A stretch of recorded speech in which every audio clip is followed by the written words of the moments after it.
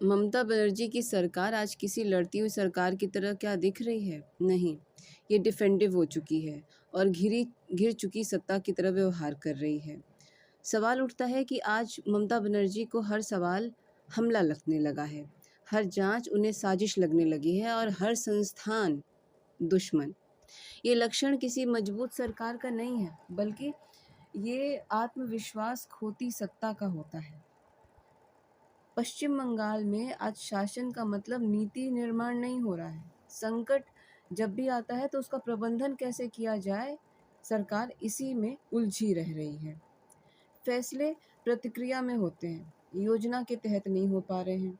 हर बड़ा हमला, हर बड़ा मामला अदालत या केंद्र से टकराव में खत्म होता है। सिस्टम खुद समस्याएं पैदा करता है और फिर नेता उन्हें ठीक करने का श्रेय लेने लग रहे हैं। ये मॉडल जनता को राहत नहीं दे सकता, सिर्फ राजनीतिक समय खरीदा जा रहा है।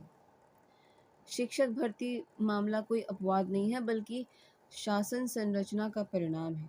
जब पार्टी और प्रशासन में फर्क खत्म हो जाए, जब वफादारी योग्यता से ऊपर हो जाए और जब जवाबदेही ऊपर तक न जाए, तो भ्रष्टाचार घोटाला नहीं रहता, नॉर्म्स बन जाता है। सरकार दोषियों की बात करती है लेकिन सिस्टम को दोष मुक्त मानती है, जो कि एक सबसे बड़ी समस्या है। किसी भी राजनीतिक स्टेट को आप ले लीजिए तो ये एक सबसे बड़ा पॉइंटर है कि अगर आप अपने सिस्टम को दोष मुक्त मान चुके हैं कि आपका सिस्टम गलती नहीं कर सकता है, तो ये सबसे बड़ी भूल है उस सरकार की। चुनाव आयोग, अदालत, सीबीआई, हर संवैधानिक संस्था से ममता सरकार का टकराव एक बात साफ कर देता है कि सत्ता को संस्थाओं पर भरोसा नहीं रह गया है और संस्थाएं सत्ता पर भरोसा नहीं करती। ये लोकतंत्र के लिए नहीं, सत्ता की उम्र के लिए खतरे की घंटी होती है। केंद्र से टकराव कभी रणनीति था, पर अब ममता बनर्जी उसको ढाल बना चुकी हैं। हर विफलता का दोष दिल्ली के ऊपर मढ़ देना, हर सवाल का जवाब साजिश करार देना, हर आलोचक बाहरी ताकत। जब सत्ता हर चीज का कारण बाहर खोजने लगे तो समझ लीजिए अंदर कुछ ठीक नहीं चल रहा है। ये सबसे बड़ी कड़वी सच्चाई है। लोग ममता बनर्जी को आज भी बहुत पसंद करते हैं, लेकिन सिस्टम पर उन्हें भरोसा क्या सच में है? सर्वे करवा लीजिए। सरकार से उम्मीद नहीं, लेकिन अपेक्षा लोग ज़रूर रखते हैं कि हाँ, शायद ममता दीदी ये कर दें।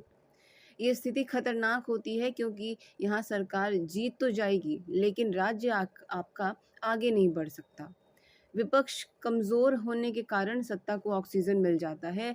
अगर आज बंगाल में मजबूत विश्वसनीय विकल्प होता, तो ममता सरकार कहीं ज़्यादा दबाव में होती। उनकी सबसे बड़ी ताकत उनकी नीतियाँ नहीं, विकल्पहीनता है। ये सत्ता को बचाती है लेकिन शासन को सुधारती नहीं है।